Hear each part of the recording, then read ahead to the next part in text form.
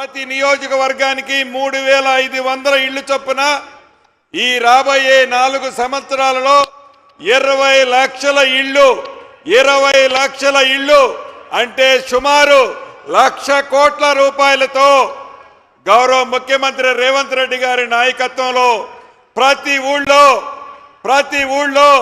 ప్రతి పేదవాడికి నీది ఏ పార్టీ అని అడగం, నీది ఏ కులమని అడగం, నీవు ఎవరికి ఓటేస్తామని అనం. పేదవాడైతే